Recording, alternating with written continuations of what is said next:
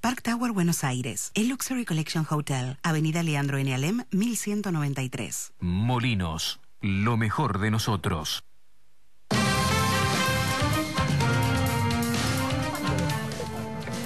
Aquí estamos, con Jorge Osona. Si usted escuchó que yo dije Roberto 2 veces, yo estoy confundido. Escuchó mal. Es Jorge Osona. Es que es la la producción que pone muchos nombres. Perdón por el bautismo otra vez.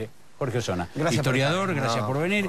Miembro del Club Político Argentino, y decíamos, leyendo sus artículos, se encuentra, uno pone en Google Osona y encuentra un relato, una investigación y una manera de contar esta articulación entre pobreza, marginalidad, embarazo adolescente, violencia, droga, consumo y tráfico, falta de trabajo y falta de incentivo para trabajar, y nosotros lo vemos y decimos, inseguridad, y es mucho más que eso y mucho más profundo.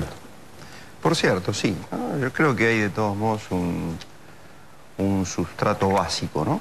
Que es el mundo de la pobreza, que es ese fenómeno nuevo, ¿no? Estamos ante la emergencia un poco más plena de una sociedad. Cuando dice fenómeno nuevo, ¿a qué lo estaría refiriendo? Un fenómeno que ya, a ver, nuevo en el siguiente sentido, lleva ya 30 años, ¿no? La pobreza estructural. La pobreza hubo siempre, pero lo cierto es que este fenómeno de pobreza estructural, de pobreza como estilo de vida, ¿no?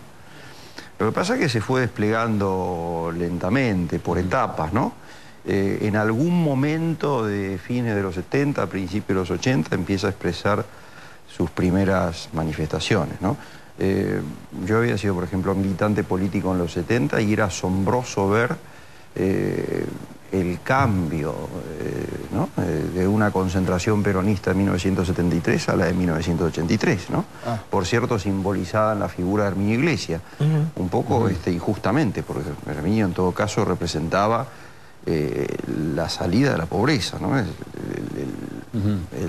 El obrero devenido un trabajador, una forma de promoción a la clase media, ¿no? Por cierto que se identificaba Herminio con el plebeyismo, pero ese plebeyismo de los 80 que uno veía en las concentraciones, gente saqueando, por ejemplo, restaurantes o colgados de los semáforos, era la primera expresión de un fenómeno que a lo largo de los siguientes 30 años se habría de radicalizar, pero que es nuevo porque rompe con una dinámica social inclusiva, ¿verdad?, de 100 años antes. La Argentina había sido, ¿verdad?, un país que incorporaba gente al progreso, al trabajo, a la educación, a la promoción, de lo que habló el doctor Manes hace un rato, ¿no? Bueno, en determinado momento ahí se produce una ruptura, la denominada brecha social. Bueno, esa brecha social no ha hecho más que acentuarse. Ahora, ¿no? Discúlpeme, en estos 10 años nosotros, el relato de estos 10 años dice que esta ha sido una década de inclusión, de reconocimiento de derechos, y muchas cosas seguramente se han hecho, pero usted ¿cómo ve el panorama hoy, panorama completo de la inclusión? Mire, por cierto que hay un sector que mejoró, un sector muy minoritario que incluso podríamos decir que configura una nueva clase media-baja o algo por el estilo, ¿no? Hay otro sector que mejoró, pero que oscila, ¿no? Hay otro sector que se mantuvo y otro que empeoró. Ahí tenemos la pobreza dura. Es difícil establecer porcentuales, ¿no? Porque por otra parte, ese sector que mejoró un 40% sostiene al otro. Entonces es una zona gris bastante difícil de diferenciar. Pero es cierto que la pobreza estructural convive con nosotros todos los días. Lo vemos desde un franelita, un trapito, un barra brava, la inseguridad. Bueno, los cartoneros. Mire, yo antes de llegar acá recorrí por un poco el barrio Constitución con el auto. Bueno, era un trayecto que yo hacía de chico con mi abuelita, ¿no? Por supuesto, ¿no? Visitando una tía. Bueno, es asombroso cómo cambió, ¿no? Ahí usted ve, ¿no? Desde los punteros que están en las esquinas vendiendo drogas, los travestis, los cartoneros. Es un mundo nuevo y que no está necesariamente concentrado en una villa o un asentamiento. Se ve dentro de la ciudad. Bueno, eso está, es un dato, ¿verdad? Bueno. ¿Eso se vincula o lo vincula usted directamente con lo que uno llamaría cierto grado de violencia emergente en la sociedad? No estoy hablando de la violencia necesariamente ligada a la inseguridad, ¿no? Sino la violencia como casi una expresión cotidiana de vida. Por cierto. Lo que pasa es que la pobreza es violenta. La pobreza promueve violencia. Es una situación de violencia, ¿no? La marginalidad genera violencia. Por supuesto que la violencia se potencia después de los discursos políticos, se potencia desde múltiples ángulos, ¿no? Pero lo cierto es que la pobreza es de por sí violenta. Sobrevivir a la violencia es una instancia violenta. Por otra parte, para sobrevivir a la violencia se necesita jefaturas fuertes, ¿no? Que son necesariamente violentas, ¿no? Y una violencia que se naturaliza y que es hasta entendida como... Cuando habla de jefaturas habla de los grupos de... no sé si de clanes, de tribus, o de grupos, o de bandas, o de aguantes diversos para sobrevivir en un mundo hostil. Sí, obviamente. Obviamente, para sobrevivir. Supervivencia que no es solo material, porque hay una tendencia a materializar la pobreza. No es solo material, ¿no? Supervivencia que implica un estilo de vida, un estilo que confiere sentido a la vida, con códigos propios, con normas, con valores, con lenguajes. Usted escribió un artículo, se publicó hace unos días en Clarín sobre los pibes chorros, ¿no?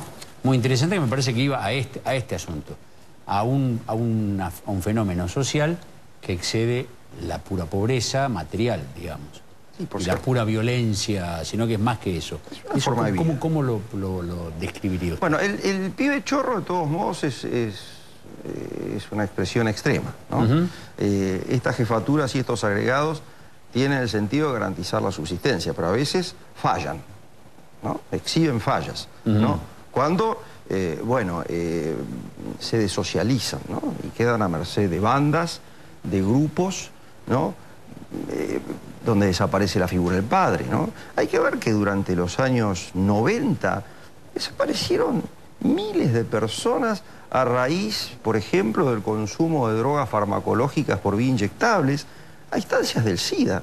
Bueno, esos padres tenían hijos, son los padres de los actuales pibes chorros, de manera que es un fenómeno que se reproduce transgeneracionalmente. Dígame si ahí no hay una fuente de violencia impresionante, porque por otra parte la violencia se vive en familia, se vive en la calle, ¿no? Sin contar con que hay una pedagogía que es la que procede de los correccionales de menores o de las penitenciarías y que define una forma de ser, los códigos tumberos, ¿no? Eso es violencia. Ahora digo, es una interpretación, por ahí la estoy interpretando mal, yo le pregunto, digo, me parece que usted también lo que insinúa es que este fenómeno que usted describe no se soluciona o no se atenúa solamente con la idea de que se gana un peso más. No, por cierto, ¿no? Es una forma de ser. Lo que pasa es que ahí está la cuestión, ¿no? Que tiene que ver con el tema del clientelismo y de la dependencia. Por supuesto que hay dependencias políticas, ¿no? Pero cuando la dependencia genera una comodidad o genera un estilo de vida, deja de ser dependencia, ¿no? Se sobrevive. E incluso sobrevivir es un deporte atractivo, ¿no? Es una forma de vida bien distinta de la idea de progreso, de educación, de trabajo, ¿no? De esas características que, bueno, hacían que incluso una villa miseria en los años 60 o en los años 70, ¿verdad?, fuera una instancia intermedia, una especie de hotel de inmigrantes, ¿no? Bueno, hoy por hoy hay villas o hay asentamientos que son justamente el caldo de cultivo de este nuevo estilo de vida, ¿no? Y ahí uno ve la pobreza estructural, miseria tal vez, ¿no? Nada, tranquilos nos quedamos, pero No, gracias por la descripción. Una preguntita. ¿Usted también cree, como dijo el doctor Manes, como mencionó Chiche Duvalde, usted también cree que la idea del conocimiento puede ser conocimiento, educación puede ser una base para empujar eso, para salir de eso? Por cierto. Lo que pasa es que no quiere decir que los sectores pobres no reciban educación. Por supuesto, bueno, el código tumbero implica una socialización y una educación. Ahora, van a la escuela, hay que ver a qué van a la escuela, ¿no? Porque la escuela ha dejado de tener el sentido promotor de antaño. Las escuelas son lugares de contención, lugares de alimentación, ¿no? Por otra parte, bueno, hay carreras que tienen que ver con la violencia que se vive en un barrio cotidiano. Por ejemplo, buena parte de los alumnos de un colegio secundario quieren seguir carreras militares, de manera de ser gendarmes, policías, etcétera. Otros que quedan afuera están armados. Bueno, hay toda una serie de cosas. Ahora, hay un instrumento fundamental de carácter educativo para sacar a la gente de la pobreza, y es sacar el estigma, ¿no? La pobreza determina que uno se vea como pobre y que eventualmente hasta se vea bien, ¿no? esa imagen del pibe chorro que estuvo circulando por la televisión. Bueno, en todo caso es una estética, y una estética digna de imitar. Bueno, hay que salir de eso. Ahora, eso significa introducir en los barrios populares experiencias al estilo de la de Medellín, ¿verdad? Algo diferente y algo que haga sentir a la gente, que haga sentir al chico de que forma parte de algo diferente, vinculado con las nuevas tecnologías, ¿verdad? Con la decencia, con el trabajo. Es muy difícil porque, por otra parte, sobrevivir a instancias de las buenas ganancias que ofrece el narcotráfico hace que sea muy atractivo eso, ¿no? Lo que yo no veo ideas claras acerca de cómo salir de esto, salvo enunciados, ¿no? Por parte de la dirigencia política. Sí, sí. Uno ve enunciados, ve buenos diagnósticos, pero no ve cómo. No ve cómo. Tanto en eso como en el tema del narcotráfico. Por ejemplo, no sabemos bien cómo se configura el narcotráfico, ¿no? Es fácil hacer un mapa del narcotráfico en México, en Colombia. Acá tenemos ideas sueltas, no tenemos una noción más o menos orgánica de cómo funciona todo eso. Y por cierto es distinto, porque acá no tenemos cárteles ni cosas. Bueno, pero hay que definir políticas públicas. Eso es lo que uno no ve y lo que verdaderamente me preocupa. Gracias.